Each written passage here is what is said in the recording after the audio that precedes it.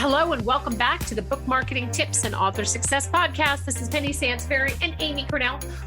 We are so excited to be doing this particular show. We had held off, not intentionally, just because we had other shows in the queue. We had held off doing this one. It was originally supposed to start to run in January, but we decided to do more goal setting stuff. But a really, really, really important topic. Why? And I understand it's a little bit like everybody's probably having a glazing over moment right now, why your book is like starting a business. But I thought it was really important to address the biggest mistakes that authors make. And because I think it's crucial, regardless of what you publish, whether it's poetry or a children's book or your memoirs or whatever it is, it is absolutely all a business. So first off, welcome. Thank you so much. We love reviews. Anywhere you listen to podcasts, we love a review. We also love your show feedback. We get lots of show feedback. We love that. We love show ideas. So this obviously all of our shows are, they're born out of what we see out there, right? Authors who contact us, experiences that we have. And some authors are super strategic about what they're doing in terms of their book launch.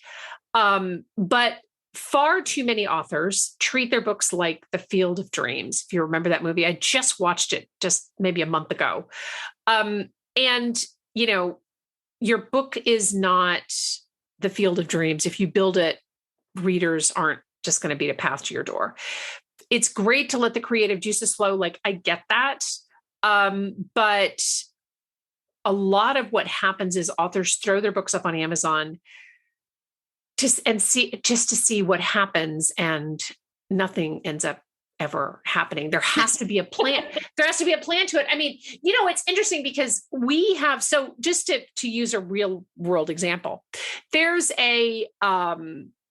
it's not really like a smoothie shop. It's something in between a smoothie shop and a yogurt shop. And it's weird. And it opened up, unfortunately, at the end of 2019. So just before COVID hit.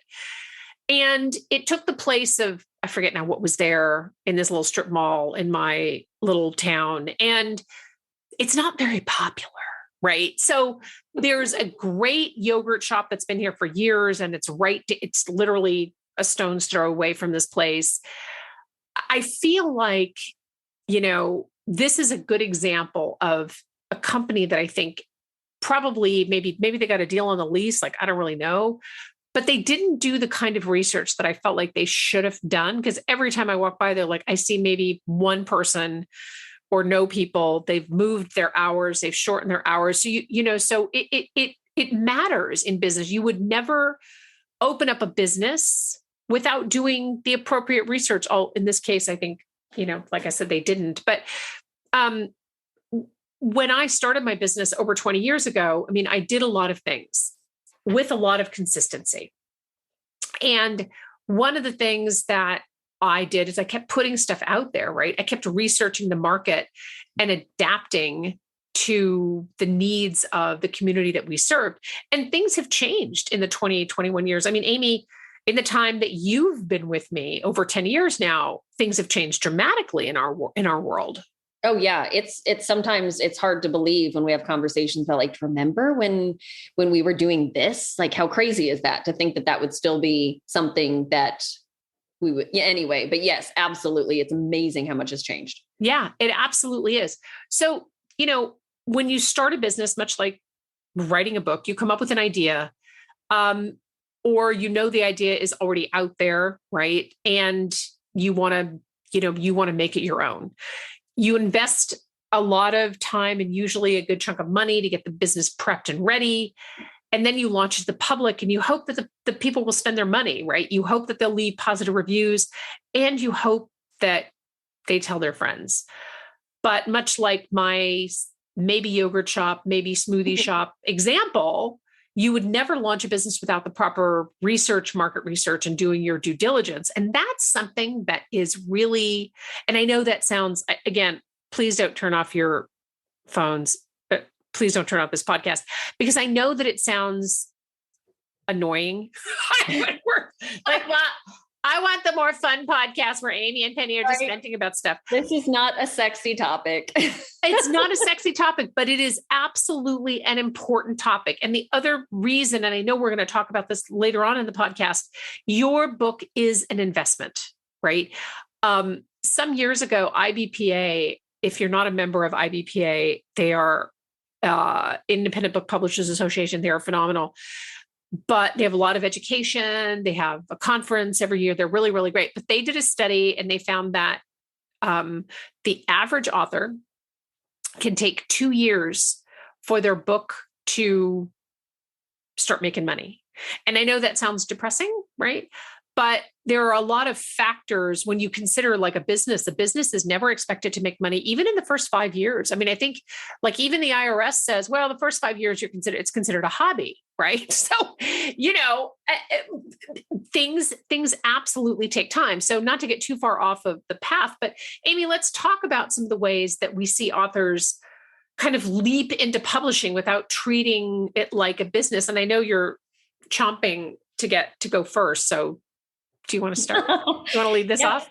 Yeah, definitely. I think the biggest thing people forget is not all books or book ideas are created equal. Like, let's just be honest about that. Like just any other product or business, some are a slam dunk. Others struggle to resonate, to really get a foothold. So if you're writing a book that falls into, say, self-help or inspirational or business, be sure you really have something new and different to bring to the table. I mean, if you don't, good luck, I guess. But yeah, because, really, unless you're a household name, your ideas matter more than you at that point when you're first getting started, So if your idea is not entirely unique and different than what's already out there, go back to the drawing board and kind of turn it into that special book people are really looking for. And if your book is already out, then turn the way, adjust how you present the book to the world, adjust we did a great episode on this that covered standing out if you write nonfiction, which would be a great, a great companion episode to listen to with this, but turn that book into something special, something people are really looking for, unlike, Penny's special yogurt smoothie, whatever shop. And, we also see this with fiction, and we see it a lot. If you're already planning on straddling genres, this is another big area that Penny and I struggle with authors we work with. If you already know you're going to be straddling genres, proceed with caution and be prepared. People don't want to try too hard to connect with fiction. Right. That goes against the nature of why we gravitate to fiction, and what this all comes down to is market research. It's essential when developing a business plan, and it's just as essential when developing a strong book concept, and then the book marketing plan that will follow it to get that out into the world. So the research is really important because there's so much you can overcome with preparation, if that makes sense. Yeah, absolutely. No, that's very true. And I love the fact that you started to talk about the genre, because the genre, you're not allowed to make up a genre for a book, right? So making up a genre for the book is like the sometimes smoothie shop that like they clearly had an idea for something. And I just don't really like, you look at that and you just get confused and you move on. Right. And so when you are not sitting in a genre. So when I talk to authors on the phone and I ask them what their genre is, and they say, well, I don't really know. Actually, I don't think there's a genre for this book. Like my alarm bells go off. Right. So the genre for the book matters, not just where its placement is on a bookstore shelf or on Amazon, but the book packaging. Okay. So part of your business model for your book is the book packaging, which, like any business decision, has to match the marketplace, right? Absolutely. You want, your own ideas and things like that, but it has to be compatible with all of the other books out there that are similar to yours. Then there's the goals part of it, which we did a whole podcast on goals. So definitely listening to that, but creating micro goals that is important and part of the reason why I like micro goals is because they're more attainable. So again, when I started my business, right, I created these, these micro goals of things that I wanted to do like this week, right? So eventually, this business was the only thing that I wanted to do full time for a living, but it took me a long time to get there, right? So think about how you're going to break down, again, think about this book as a business, how you're going to break down your bigger goals into micro goals. And we'd like I said, we did a whole podcast on that, which I had so much fun doing. Right. Yes, I absolutely agree. So just like Penny, when you started your business, and essentially any successful business out there, having a plan, and giving yourself attainable micro goals that keep you on the right path and prevent you from getting distracted or discouraged. That's another one. That's a very real thing. It can be very discouraging releasing your first book or even your fifth book, depending on, so many factors, but the planning, being prepared, knowing the realities of what you're dealing with, knowing what to prepare for makes such a huge difference. And it's all about focusing on the right things. Because it's easy, again, to focus on the wrong things, to get discouraged. We get a lot of authors that assume, bestseller status and sales go hand in hand, but that's not always the case either. Or just because you ran an ad on Instagram, like sitting there refreshing your sales numbers, just like starting a business and getting a lot of people in the door doesn't always mean you're going to hit your sales goals. So also keeping in mind that marketing, awareness, generating exposure, there's not a simple formula for how those equate to your bottom line. So I think you need to be really realistic about, your book being a business. You have to understand that things like as Penny said, awareness, marketing, getting yourself out there, that has to be constant. And you can't let that plan and those micro goals get derailed if you're, just because you're only focused on your bottom line, if that makes sense. Like you can't let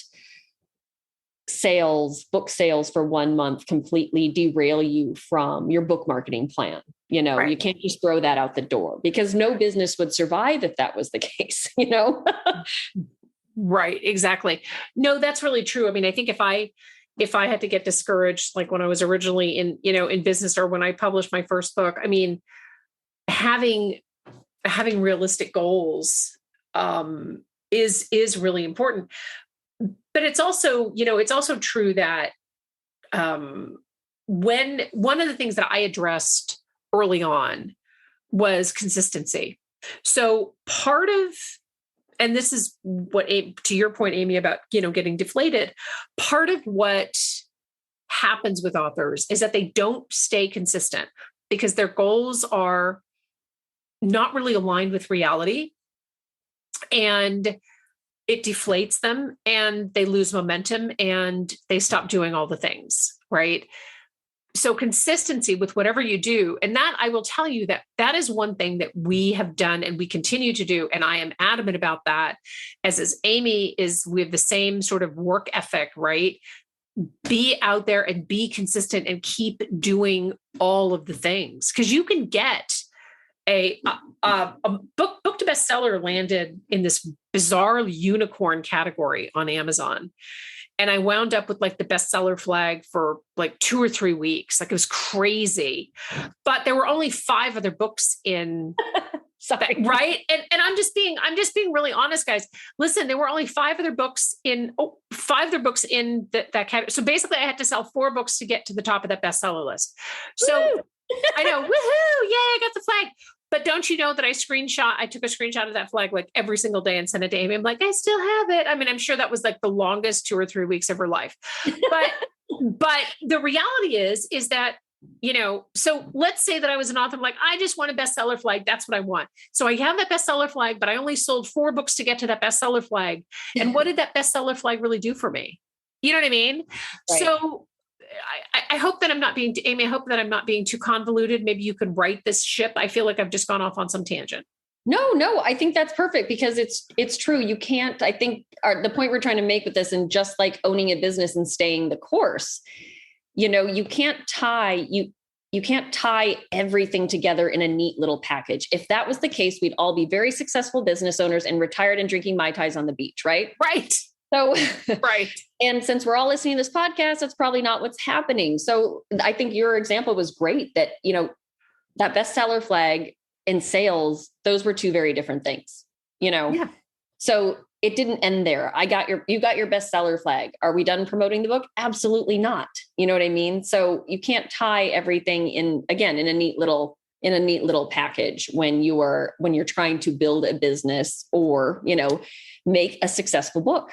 Yeah, exactly. But at the same time, I shared that bestseller flag far and wide on social media. So, it's not so at the same, but the idea really is that if my only goal had been to get a bestseller flag, I would have stopped working. And at the end of the day, that is not how a business is successful. So you have these great milestones, you hit them. That's awesome. Right. But it's not that, you have to keep going. You have to keep, moving keep your goals moving down the road. Sorry, I like the better way to put it. No, that's absolutely true. Because just like a business, and then as you said, Penny, it's a very, I think, accepted statistic for a business that you mentioned that IBPA had for, a book's level of success. 2 to 3 years is a pretty standard and really considered quite successful. If somebody starts a business and actually starts to see a return and they start making money within 2 to 3 years. So again, not to be gloom and doom, but it's about keeping your expectations in check because you will hit that mark if you keep it up. And in that vein, while we would never encourage anyone to use their life savings just on their marketing, it's fair that, we're also honest about the fact that it takes an investment to refine your platform for sure. Unless marketing your book is your only job, but figuring out how to present your book in the best possible light, building your exposure, kind of creating that space for you to build from is just not in everybody's wheelhouse, whether it's, time, knowledge, whatever. So that's another thing that, starting a book is like a business. And we have this conversation with authors a lot when they're figuring out like, well, I don't know how much to spend, what's reasonable.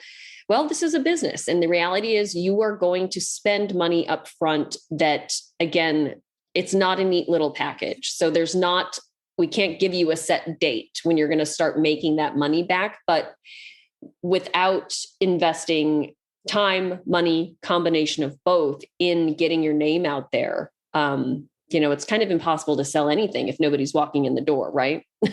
Right. Exactly. No, that is exactly true. And I also think that, it's, as the market responds positively and your exposure grows, you still have to keep doing all the right things. So just like any other business, if you do the right things with your book and your author platform overall, and people respond to your work,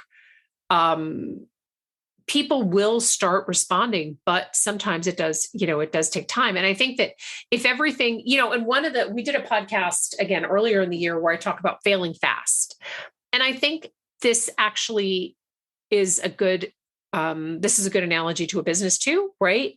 So you want to fail fast. So if you launch your book and maybe the cover's not quite right, maybe, oh my gosh, it did need another editing pass, whatever it is, fail fast. Don't let reviews pile up on Amazon, and because it's really hard to recover from that. Okay. So in a business, right? If we're running, and Amy and I do this all the time. If something's not working, we fix it. We fail fast. And I think that's part of the reason, other than our work ethic and the fact that we have the same sarcastic sense of humor, that we've worked together so long, because we both are fans of failing fast. And I think that is also, that's also definitely part of, being in business. But one of the things that I think is important to mention here is, and it's easy to get caught up in this, how many books will I sell? Right. I always tell authors, I have no idea. And they kind of look at me like I'm drinking, which I'm not. but it is a really difficult, thing to predict. And when we talk about making, setting goals and things like that, I would really discourage you from setting sales goals and using sales goals as your metric of success. Right. And, that's a very good point, Penny, because I think what a lot of authors the way they view approaching us, they're like, this is it. This is when things start happening for me. And we absolutely want that too. But the reality is we start working with authors, a lot of them, when their business is just starting, or we're there to help them because their business never took off. That book never really took off the first time when it was launched a while ago. So that question about how many books will I sell? It's like, you know what? We're all on this roller coaster and we're excited to see how this turns out as well, but that's why a lot of authors actually come back to us for multiple releases, or they work with us longer term, because those are the authors that realize there's really no shortcut to success. They realize that they are continually building their business. And just like any business any of us have in our local areas, the successful ones are doing promotions. You see, they've got a great social media account. They get mentioned in local publications. You know what I mean? They are doing things to keep their name out there. And that is exactly what you have to do for a book, and why, we love working with authors longer term or return clients that really understand the value in continually breathing new life into their business, because the more people know about you, the more positive reviews you get, the more revenue you'll make. Like, that is a more consistent path to follow, but you need to start in the right place with getting your name out there and putting yourself in the best light. And I think just to sort of close out the show, your business decisions are like legs on a table or legs on a chair. And those are the things that help create this foundation, so that your table doesn't collapse. And it's maybe a little bit of a silly example, but decisions that you make for your book cover. And so many times we see authors who just throw something out there. And it is tempting in an age where anybody can get published, and there are cover design systems online where you can have a cover designed this afternoon. But you got to spend the time, and the more due diligence that you do, the more that you understand and research your industry, and you know what the industry needs, and you show up giving them what they need, you will be successful. We can, and a lot of times when Amy and I talk to authors, we get off the phone and we're like, yeah, that person's just got it going on. Like, this is a really exciting thing. And we get excited about that because they have all of their pieces in place, and we know that they're going to be successful. And then other times, we talk to folks who say, I want to hit the New York Times bestseller list and sell 1,000 books a day. Can you help me with that? I'm like, maybe, but like, if you haven't, if the book isn't right for the market, and if you haven't done your market research and the cover doesn't fit the genre, or you have no genre, that becomes a little bit of an impossible climb. Right. Exactly. And I think, we talk about this a lot, and just like anything else that kind of hits the news, it seems like the idea of a best-selling, indie author, they just come out of nowhere. That's really not a thing. Yeah. No one's become a best-selling author without working their butt off and being disappointed 1,000 times over. That is the reality. And again, that's another not sexy thing that often doesn't get, translated for the rest of us. We just get to see the awesome success story, but just keep that in mind, that your hard work, that is the author experience. It's not unusual. You are doing hopefully the right thing. So, stick with it. This was not meant to be a scary episode by any means. If anything, it was meant to be encouraging, that there are ways to be a successful author, and, using a business mindset can really help you along the way. Yeah, absolutely. And I hope we were encouraging. I hope we weren't too buzzkill, but we appreciate so much that you're listening. Sometimes the hard things have to be said, and that is at the end of the day what we're here for. Thank you so much for tuning in to the Book Marketing Tips and Author Success Podcast.